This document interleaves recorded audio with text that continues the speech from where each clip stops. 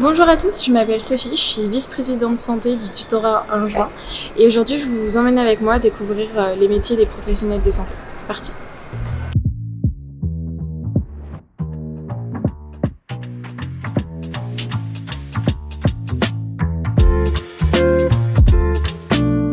Donc aujourd'hui je pars à la rencontre de Raphaël Barbet qui est sage-femme au CHU d'Angers et elle va nous en dire un petit peu plus sur sa profession. Allez c'est parti, venez avec moi!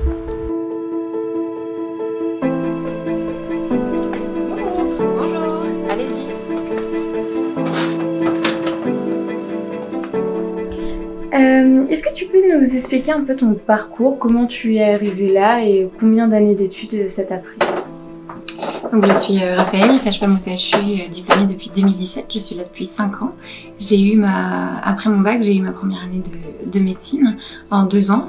J'ai redoublé pour pouvoir avoir accès au numerus clausus, il y a 25 places à Angers. Et ensuite j'ai intégré l'école de sage-femme qui dure 4 ans pour obtenir mon diplôme d'état en totalité avec 5 ans d'études. Est-ce que tu pourrais nous expliquer le métier de sage-femme, tes différentes activités et comment un peu s'organisent les services? Eh bien, on y va, je vous montre. Nous voici aux urgences gynécologiques obstétricales. Les patientes arrivent ici, elles sont toutes accueillies ici, quel que soit leur motif. Et ensuite, elles seront vues aux urgences avec nous. Venez.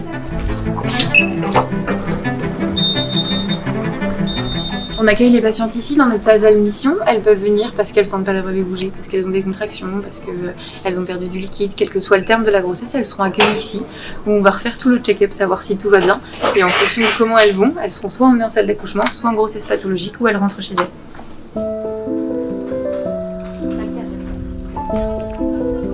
Ici on est en salle d'accouchement.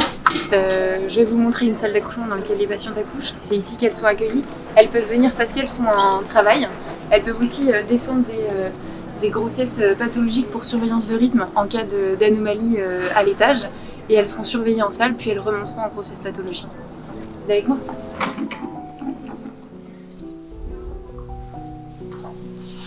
Voici une salle d'accouchement. Donc c'est ici que la patiente sera accueillie, que le travail se déroulera et que le bébé arrivera. Ici c'est vraiment notre lieu d'action le principal. On va être là pour pouvoir suivre la patiente en travail. Donc réaliser tout ce qui est examens vaginaux, surveillance de rythme chez les patientes, vérifier qu'elles vont bien, poser les péridurales et puis l'accouchement se fera ici. Il y a possibilité de mettre des ballons, des lianes. Vraiment le petit sage-femme ça va être d'accompagner la douleur, quelle que soit la position, pour pouvoir essayer de les soulager au maximum et de les accompagner dans cette naissance. Notre travail en salle d'accouchement, ça va vraiment être au plus près de la patiente et du couple, au plus près de leurs besoins. On va pouvoir réaliser leur montrer des positions, réaliser de l'acupuncture pour certaines collègues, pour pouvoir les aider à trouver la bonne position qui va être la plus antalgique possible pour pouvoir les accompagner à aller plus loin possible et même la péridurale posée à proposer des positions qui sont plus favorables pour pouvoir permettre au travail de se faire plus vite. L'accouchement en soi, il va vraiment durer peu de temps. C'est l'histoire d'une demi-heure. Il peut y avoir des soucis lors de ces accouchements et nous, les sages-femmes, on est aussi formés à réaliser des manœuvres en cas de dystocie des épaules. On peut aussi réaliser des accouchements par le siège, on est formés à ça dans nos études. Et l'accouchement, c'est qu'une infime partie de ce qu'on peut faire. Vraiment, tout notre travail en salle d'accouchement, ça va être la gestion du travail. Le travail peut parfois être plus ou moins lent en fonction des patientes. Et c'est vraiment ça notre travail en salle d'accouchement. On va avoir une patiente dans une salle, mais on peut en avoir aussi 2 autres dans 2 autres salles. Et on peut être amené à prendre jusqu'à 4 patientes en charge en même temps. Elles peuvent être là pour des motifs différents. On peut aussi prendre en charge des patientes qui sont transférées de plus petits niveaux vers notre niveau de niveau 3, parce qu'on a un plus grand centre de néonatologie en cas de naissance urgente. Et ces patientes-là, on va les prendre en charge, pas dans la surveillance du travail, mais vraiment dans l'accompagnement et la gestion de l'urgence avant qu'elles soient retransférées en grossesse pathologique chez nous et surveillées pendant plusieurs jours, voire plusieurs semaines au sein de l'hôpital. En cas de naissance difficile, en cas d'accueil de grands prématurés ou à la suite d'une césarienne, qu'elle se soit bien passée ou pour une raison d'urgence vitale, les bébés sont accueillis ici, en salle de réanimation. Sur ces tables-là qu'on appelle des pandas, et ils vont pouvoir être pris en charge pour une réanimation avec les pédiatres si on a besoin, on les appellera. Une sage-femme est capable de faire de la réanimation de nouveau-né, on est formé à ça, mais en cas de naissance vraiment difficile, le pédiatre sera appelé pour pouvoir qu'il vienne nous accompagner. Les bébés qui naissent de césarienne non urgente, de césarienne programmée, sont également accueillis ici et les papas sont ainsi ici en peau à peau avec leur bébé en attendant que leur femme sorte de salle de réveil.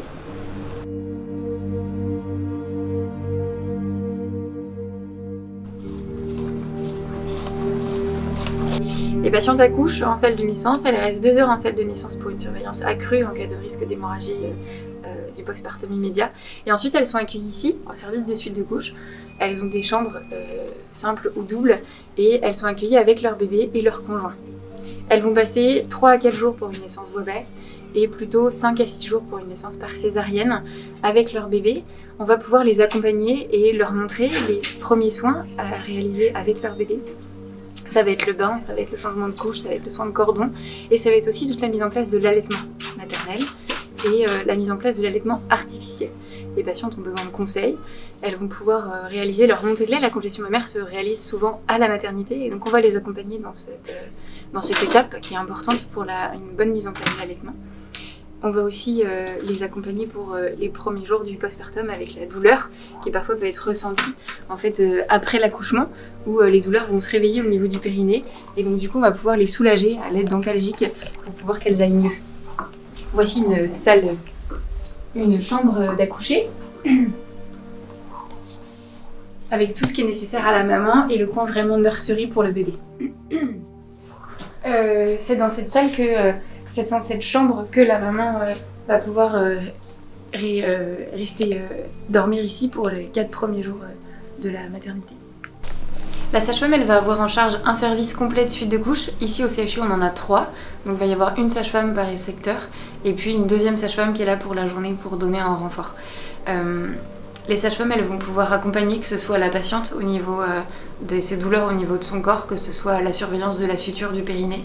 On est aussi formé à l'accompagnement de l'allaitement maternel et vraiment à que chacun trouve sa place au sein de cette nouvelle triade qui s'est formée avec ce bébé qui vient de naître. La sage-femme, elle va également réaliser tout ce qui est conseil de sortie et pouvoir faire un lien ensuite vers les sages-femmes et les médecins traitants à l'extérieur parce que les patientes rentrent chez elles et qu'il va falloir qu'elles aient un suivi également à l'extérieur et on va pouvoir les accompagner pour tous les conseils qui vont être de sortie auprès de leur nouveau-né ou les conseils pour elles, pour tout ce qui va être remise en place d'une contraception et le suivi gynécologique d'une patiente habituelle. À l'heure actuelle, on manque cruellement de sages-femmes. On a vraiment besoin de plus en plus de sages-femmes parce que on en a de moins en moins ici sur le territoire métropolitain. On a quelques sages-femmes qui partent à l'étranger et travaillent dans les dom-toms et ça c'est complètement faisable et c'est très tentant. Mais revenir travailler en métropole c'est aussi super sympa.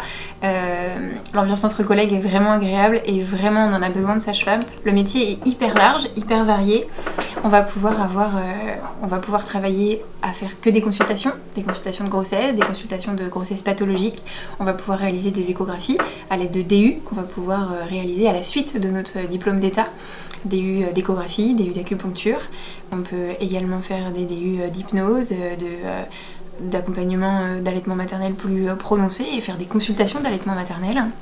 Le métier de sage-femme, c'est pas seulement à l'hôpital. Pour celles qui sont intéressées pour faire plus de garde, plus de week-end, plus de garde de nuit en tout cas, eh bien il est possible de travailler en libéral. Et le libéral, on a son propre cabinet comme un médecin généraliste et on va avoir des patientes qui vont venir nous voir pour des consultations que ce soit gynécologiques avec des poses d'implants, de stérilets. La sage-femme est capable de le faire, accompagner la patiente tout au long de la grossesse, réaliser la rééducation du périnée, faire les dépistages pour les différents cancers, que ce soit du sein ou du col de l'utérus. La sage-femme libérale, elle est spécialiste là-dessus et c'est elle qui va pouvoir réaliser tout ce suivi en amont avant que la patiente vienne se présenter à l'hôpital en cas de soucis ou d'accouchement. Dans une deuxième partie, il y a les sages-femmes territoriales. Les sages-femmes territoriales, elles bossent en PMI. Elles vont s'occuper des patientes parfois plus dans la difficulté, que ce soit pour l'accueil d'un enfant ou que ce soit dans une situation parfois plus précaire, qui socialement est plus difficile. Elles vont être auprès d'elles pour pouvoir mettre en place l'accueil de cet enfant dans de bonnes conditions. Est-ce que tu pourrais nous expliquer un peu les horaires d'une sage-femme, de jour ou de nuit par exemple? On travaille en garde de 12 heures, de jour ou de nuit, 20h, 8h ou 8h, 20h. On peut réaliser et des jours et des nuits dans la même semaine. On travaille à peu près un week-end sur 2 et dans différents services, que ce soit urgence, salle de naissance, suite de couche ou grossesse pathologique. Quelles sont selon toi les compétences ou les qualités qu'une sage-femme se doit d'avoir? Il est nécessaire de savoir travailler en équipe parce que on va vraiment travailler en collaboration avec énormément de professionnels. Il est important d'être très rigoureuse puisque il va falloir être rigoureuse que ce soit le jour ou la nuit, même à 3 h du matin après une garde chargée. Et il est nécessaire d'être organisé parce que souvent la salle de couchement est très importante où il y a énormément de patientes, les services sont pleins et donc du coup il est nécessaire de pouvoir s'organiser comme il faut pour réaliser la garde au mieux. Avec qui tu vas être amenée à travailler dans ton exercice? Quel professionnel de santé tu vas pouvoir rencontrer? Je travaille en collaboration étroite avec le gynécologue obstétricien. Nous, les sages-femmes, on s'occupe principalement de la physiologie, mais en cas de besoin, en cas de pathologie sur un dossier, je vais me référer au gynécologue obstétricien qui me donnera la conduite à tenir. Je travaille également en collaboration avec les aides-soignantes, qui sont vraiment mon binôme en salle de naissance et en suite de couche pour la gestion des patientes, vraiment l'accompagnement, la douleur et la naissance de leur enfant. Et puis je vais travailler avec les puéricultrices, notamment à l'unité mère-enfant ici au CHU, dans l'unité kangourou, où elles vont plutôt s'occuper des bébés à risque et nous des mamans. Quel est ton rapport à tes patients et surtout aux couples que tu dois côtoyer chaque jour? On est dans la bienveillance, vraiment dans l'accompagnement de la douleur, dans l'accompagnement du couple vers cette étape de la parentalité qui n'est pas anodine et qui est très importante pour eux, qui va les marquer à vie dans leur projet de couple et d'humain. Il est important d'être empathique par rapport à cette douleur, par rapport à la détresse parfois la nuit de pleurs ou de bébés qui ont du mal à téter et dans l'accompagnement des patientes également en salle de naissance où parfois la douleur les fera se transcender et du coup il est important de pouvoir être à leur côté pour vraiment les accompagner au mieux la femme et son conjoint. Alors pourquoi est-ce que tu as choisi cette profession et qu'est-ce qui te plaît le plus dans l'exercice du métier de sage-femme? Pour moi, devenir sage-femme, c'était une évidence.